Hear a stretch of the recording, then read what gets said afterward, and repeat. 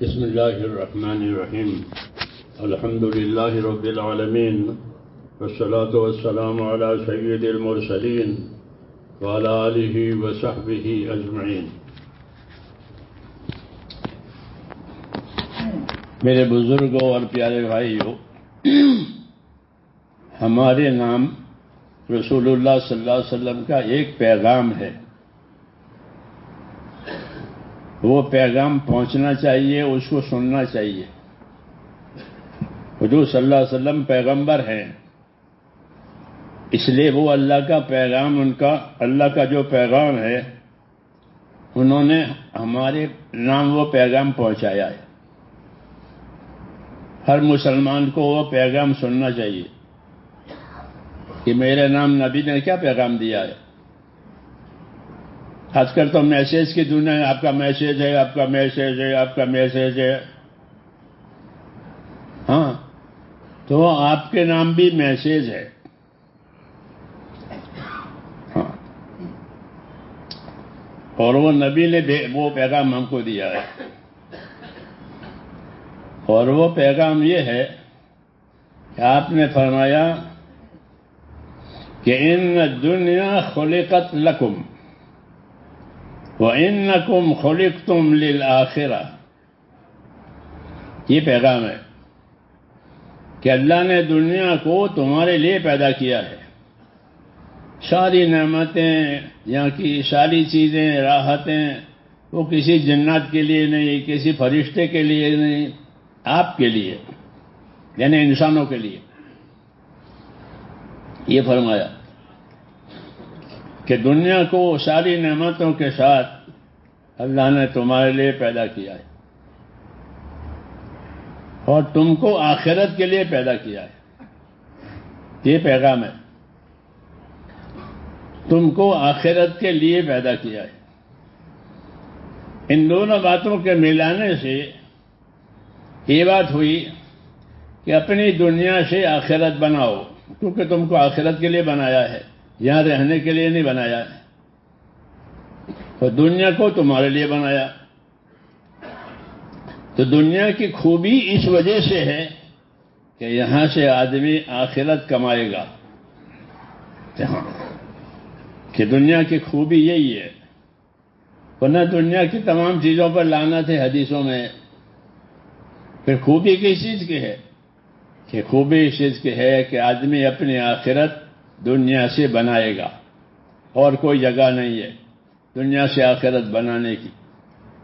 اس لیے حکم دیا ہے اللہ نے کہ وابتغِ فیما آتاک اللہ الدار الآخرہ، تو اس کو اللہ نے جو کچھ دنیا دی ہے اس سے تو اپنی آخرت بنا لے۔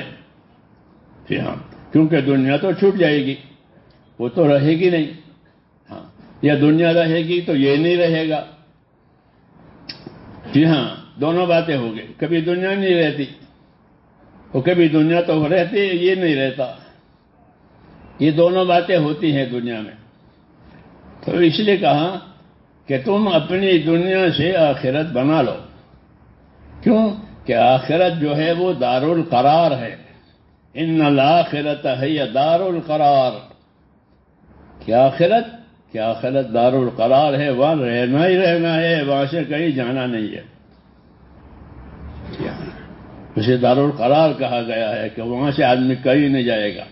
اگر آخرت بنائی ہے تو بنی ہوئی آخرت میں رہے گا، بگاڑی ہے تو بگڑی ہوئی آخرت میں رہے گا، لیکن رہے گا وہیں۔ اس لیے حکم ہے کہ اپنی دنیا سے اپنی آخرت بناؤ، اور دنیا سے آخرت بنانے کا سامان آدمی کا دین ہے۔ جتنا دین ہوگا زندگیوں میں اتنی آخرت بنے گی، دین نہیں ہوگا پھر آخرت نہیں بنے گی۔ ہاں، اس لیے دیندار بننا سب سے زیادہ ضروری ہے کہ دیندار بنو،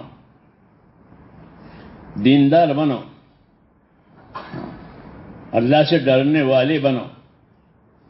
ہاں، اللہ سے ڈرنے والے بنو، کہ جو اللہ سے ڈرے گا وہ اللہ کے عذاب سے بچے گا، اور جو اللہ سے نہیں ڈرے گا تو اس کا بہت خطرے میں ہے۔ تو اس لیے اللہ سے ڈرو، اور اللہ سے ڈر کر اللہ کی بات مانو اور اپنی زندگیوں کو اللہ کے اطاعت اور تابعداری پر لاؤ. یہ اصل زندگی ہے. تو اس لیے کہا کہ اپنی دنیا سے اپنی آخرت بناؤ. اور آخرت بنانے کے لیے کہ دین سیکھو. دین سیکھے گا تو آخرت بنے گی. دین نہیں سیکھے گا تو وہ دین سے بے خبر ہے. اس لیے بے خبری میں زندگی گزر جائے گی. اس سمجھتے میں تو بہت پڑھا لکھا ہوں, میں تو بہت قابل بہت لائق, حالانکہ کچھ نہیں ہے.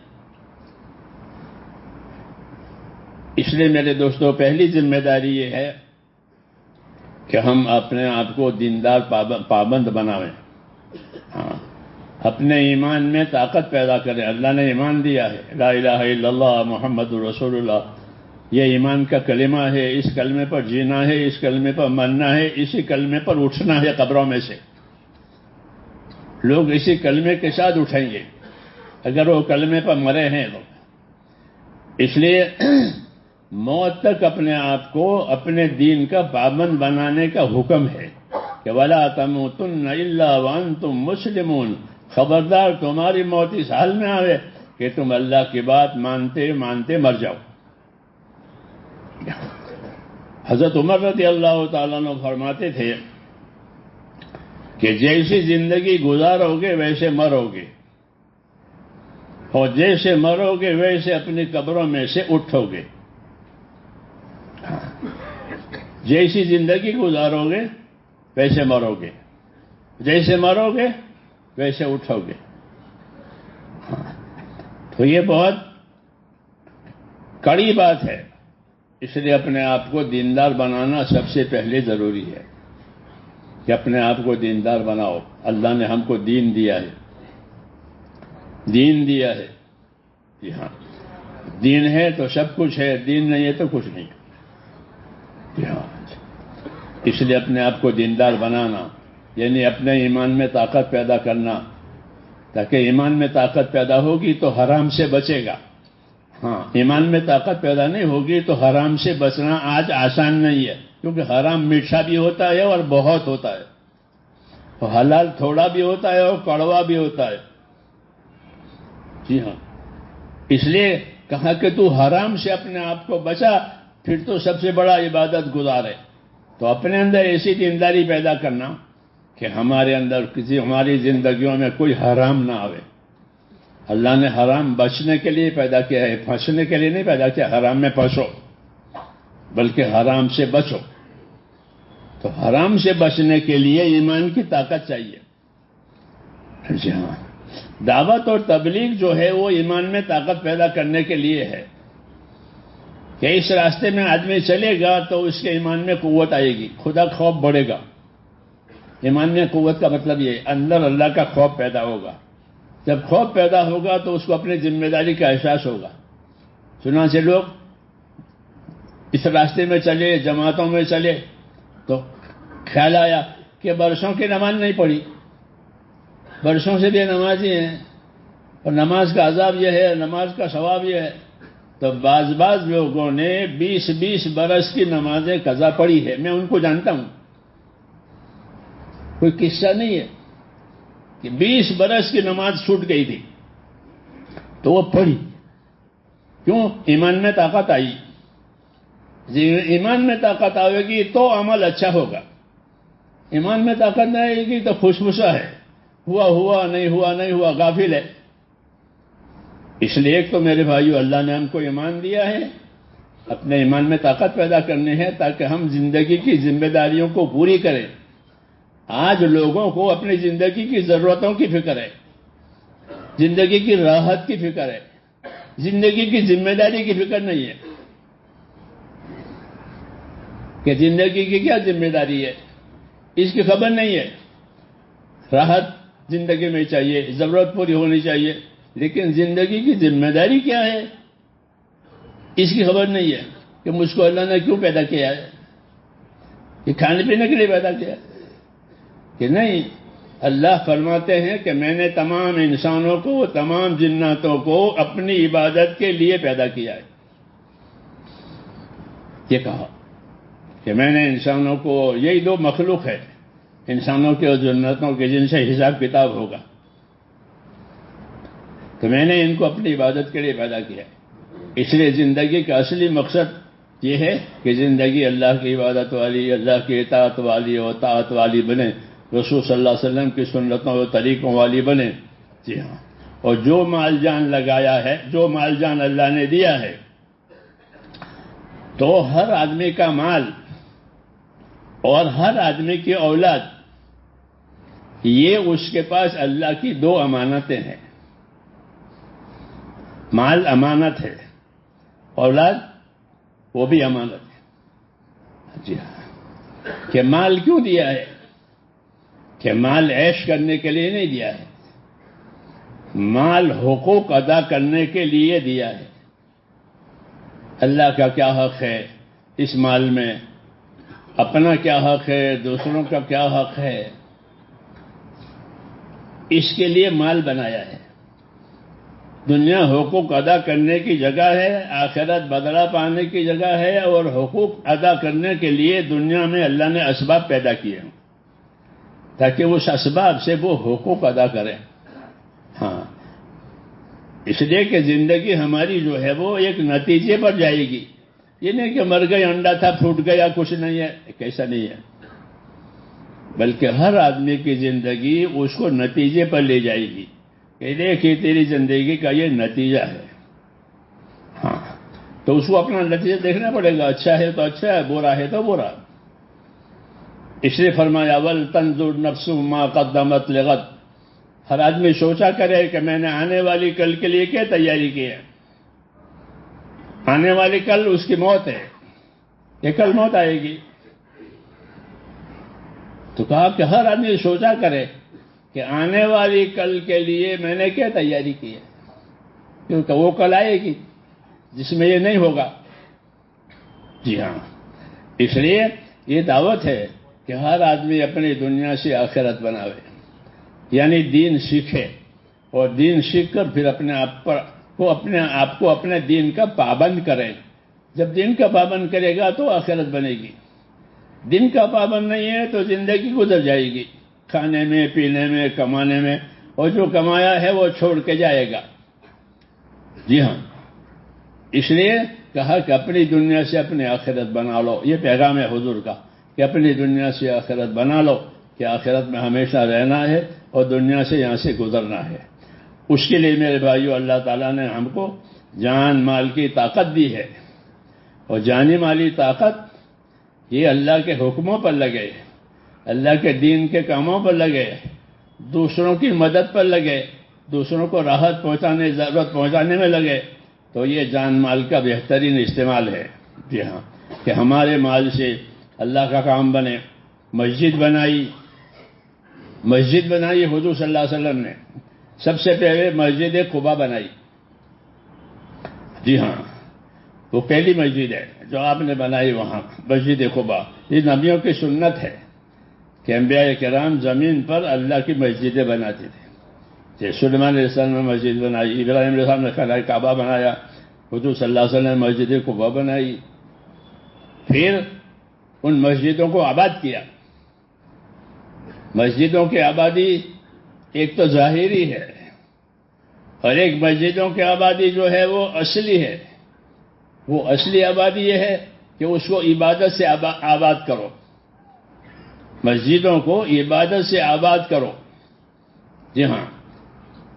کہ یہاں رات دن اللہ کے نام لینے والے، اللہ کی ذکر کرنے والے، عبادت کرنے والے، دعا کرنے والے، اعتکاف کرنے والے، ہاں یہ یہاں ہوں. یہ مسجد کی آبادی ہے.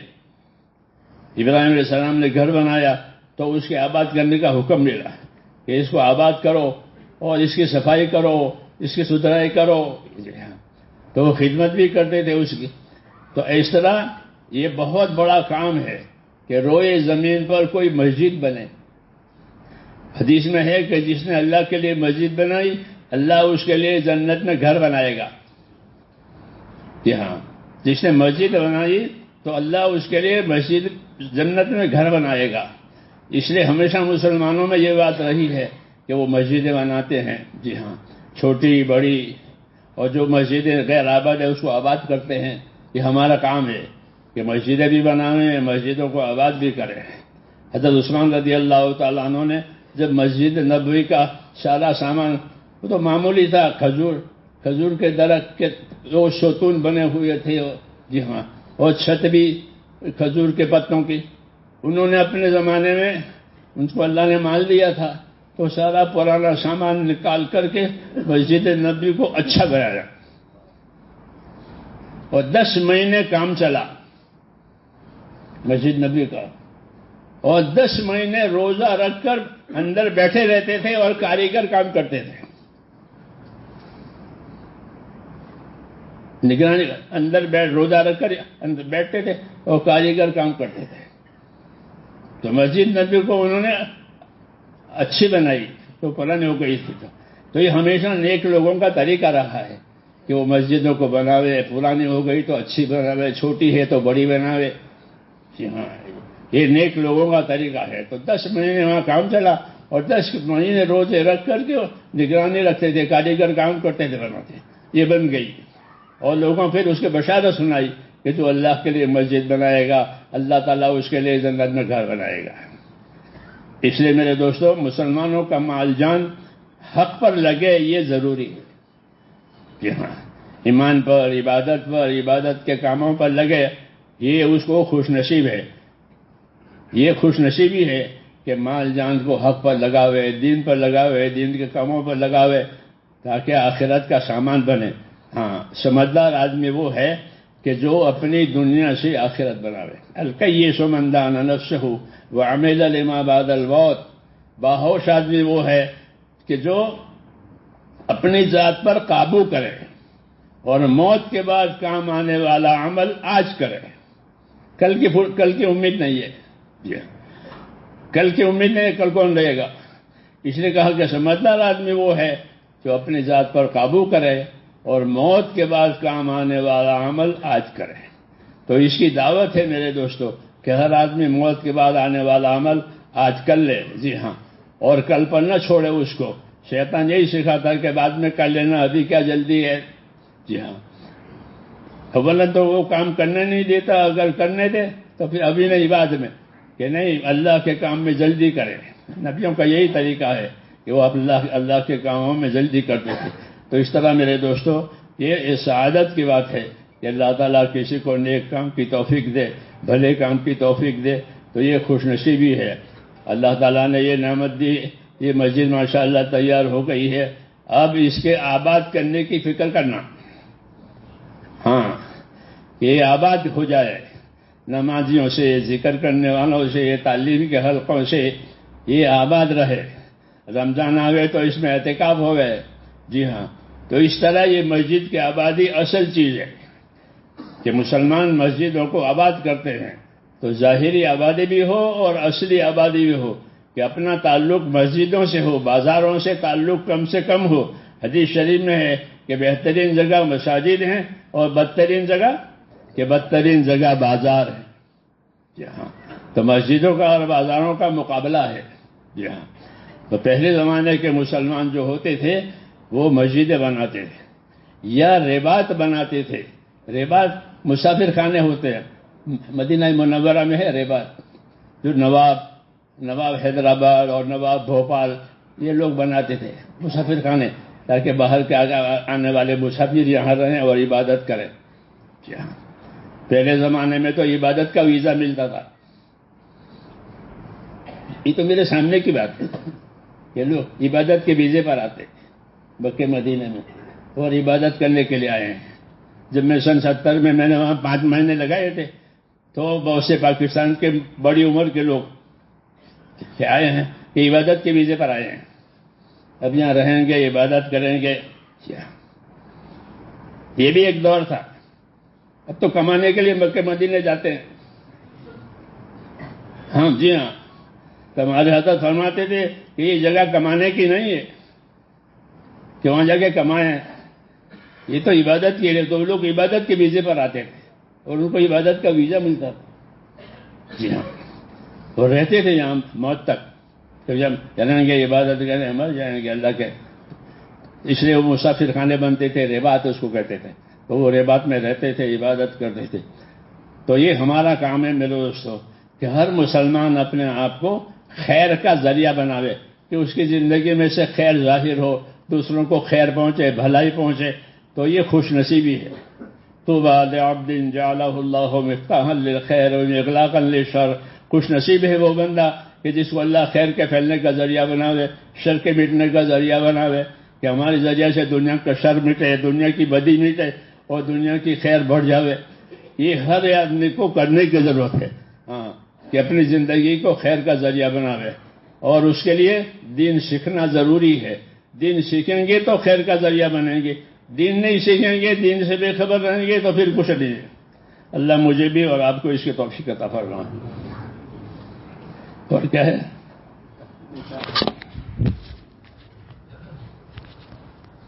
کہ اپنی نمازوں کو ہمیشہ باجماعت پڑھا کرو، اس کے عادی بنو کہ نماز باجماعت پڑھے۔ اس کے بارے میں ابن مسعود کا قول ہے ایک، اور مجھے اب یاد آیا، عبداللہ ابن مسعود یہ فرماتے تھے کہ جو اللہ تعالیٰ سے ایمان کی حالت میں ملاقات کرنا چاہتا ہو، ظاہر بات ہے کہ ہر مسلمان چاہے گا کہ ایماندار بن کر اللہ سے ملے، تو ایمان بن کر ملنے کون چاہے گا؟ تو ابن مسعود یہ فرماتے تھے کہ جو آدمی یہ چاہتا ہو کہ اللہ سے ایمان کی حالت میں ملاقات کرے، تو اس کو چاہیے کہ وہ مسجدوں میں جا کر با جماعت نماز پڑھے۔ اس میں سستی نہ ہو، با جماعت نماز پڑھے، اگلی صفوں میں نماز پڑھے، امام کے دانی سائٹ میں نماز پڑھے، یہ سب چیزوں کے فضائل ہیں۔ جی ہاں، اور اعتکاف کی نیت سے مسجد میں رہے، جب بھی رہے، جتنا بھی رہے، جی ہاں، تو اعتکاف کا ثواب ملے گا اور نماز کا بھی ثواب ملے گا، اس لیے یہ خیر کا ذریعہ ہے۔ اللہ اس کی توفیق عطا فرمائے۔ یہ تہوار کا نام نہیں ہے، اسلام میں کوئی تہوار نہیں ہے، بلکہ نکاح جو ہے وہ ایک سنت پیغمبر ہے، تمام نبیوں کی سنت، کہ وہ نکاح کرتے تھے، اپنے بچوں کا نکاح کراتے تھے، اور نکاح بڑی مبارک سنت ہے۔ نکاح کی وجہ سے محتاجی اور غریبی دور ہو جاتی ہے، لیکن لوگ غریبی کی وجہ سے نکاح نہیں کرتے، حالانکہ ان کی غریبی کا علاج ہے یہ۔ جی ہاں، کہ نکاح کرو تمہاری محتاجی دور ہو جائے گی۔ وَأَنكِحُوا الْأَيَامَ مِنكُمْ وَالصَّالِحِينَ مِنْ عِبَادِكُمْ وَإِمَائِكُمْ إِنْ يَكُونُوا فُقَرَاءَ يُغْنِهِمُ اللَّهُ مِنْ فَضْلِهِ، کہ اپنے بھی نکاحوں کا نکاح کراؤ، اگر یہ تنگ دست ہے تو ان کی تنگی دور ہو جائے گی، کہ نکاح سے محتاجی ختم ہو جاتی ہے۔ جی ہاں، نکاح میں یہ برکت رکھی ہے الحمدللہ، اور نکاح کو سادہ بنانا ہے۔ اللہ نے نکاح میں کوئی زیادہ ذمہ داریاں نہیں ڈالی ہے۔ الرحمن الرحیم، اللهم صل وسلم وبارك على سيدنا محمد النبي الأمي وعلى آله وصحبه أجمعين. اللهم اجعلنا نبينا محمدا صلى الله عليه وسلم بما هو أهله. ربنا إننا آمنا فاغفر لنا ذنوبنا وقنا عذاب النار. ربنا إننا آمنا فاغفر لنا ذنوبنا وقنا عذاب النار. اللهم اغفر لي ولوالدي واغفر يا رب لجميع المؤمنين والمؤمنات والمسلمين والمسلمات الأحياء منهم والأموات ولإخواننا الذين سبقونا بالإيمان ولا تجعل في قلوبنا غلا للذين آمنوا ربنا إنك رؤوف رحيم. اللهم اشرح صدورنا للإسلام. اللهم حبب إلينا الإيمان وزينه في قلوبنا وكره إلينا الكفر والفسوق والعصيان واجعلنا من الراشدين. اللهم أقبل بقلوبنا إلى دينك وأقبل بقلوب جميع المسلمين إلى طاعتك. اے اللہ ہماری مغفرت فرما، پوری امت کی پوری مغفرت فرما، امت پر سے اپنی ناراضگی کو اٹھا لے، پوری امت میں موجبات مغفرت اور موجبات رحمت قائم فرما دے۔ اے اللہ زندگی کی صلاحیتوں کو دین پر لگا دے، امت کی صلاحیتوں کو برباد ہونے سے بچا لے، امت کے مالوں کی، جانوں کی، آبرو کی، دین ایمان کی ہر جگہ حفاظت فرما لے اور ہر خیر سے مالا مال فرما لے۔ ہر شر سے، ہر فتنے سے، ہر بلا سے، ہر بیماری سے ہماری اور پوری امت کی پوری حفاظت فرما۔ اس مسجد کو قبول فرما، محنت کرنے والوں کی، بنانے والوں کی، خدمت کرنے والوں کی سب کی مغفرت فرما، اور اس کو آباد کرنے کی توفیق بھی عطا فرما۔ ہر خیر ہمارے لیے مقدر فرما، ہر شر سے ہماری پوری حفاظت فرما۔ ہمارے بیماروں کو شفا عطا فرما، ہمارے پریشان حالوں کی پریشانیاں دور فرما، ہمارے محتاجوں کی مدد فرما، ہمارے قرض داروں کو قرضوں میں سے نجات دے۔ جو جس پریشانی میں ہے اے اللہ اس کو اس پریشانی سے نجات دے، عافیت دے، صحت دے، توفیق دے۔ ربنا آتنا فی الدنیا حسنہ وفی الآخرۃ حسنہ وقنا عذاب النار، وصلی اللہ تعالی علی خیر خلقہ۔ سبحان ربک رب العزۃ عما یصفون وسلام علی المرسلین والحمد للہ۔